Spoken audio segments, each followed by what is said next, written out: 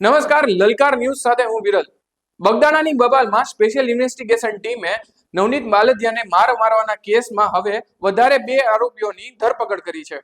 આ વિશે વધુ વાતચીત કરીએ એ પહેલા લલકાર ન્યૂઝને લાઇક, શેર અને સબસ્ક્રાઇબ અવશ્ય કરજો.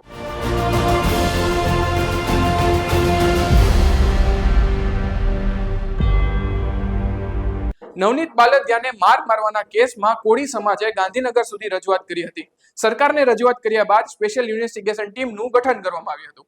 સ્પેશિયલ ઇન્વેસ્ટિગેશન ટીમે આ કેસ હાથમાં લેતા શરૂઆતમાં 2 આરોપીની ધરપકડ કરી હતી અને ત્યારબાદ હવે બીજા 2 આરોપીની ધરપકડ કરી છે. કુલ 4 આરોપીઓની ધરપકડ બાદ આ મામલો હવે એક નવા વળાંક તરફ જઈ રહ્યો છે. નવનીત બાલદિયાએ હવે હોસ્પિટલમાંથી રજા લેતા એસઆઈટી અને પોલીસના ઉચ્ચ અધિકારીઓ સમક્ષ કુલ 15 મુદ્દાઓની રજૂઆત કરી છે. કેટલાક પુરાવાઓ પણ આપ્યા છે. તો આ કેસને લઈને એસઆઈટીએ હજુ સુધી કોઈ જ પ્રકારના મોટા ખુલાસા કર્યા નથી.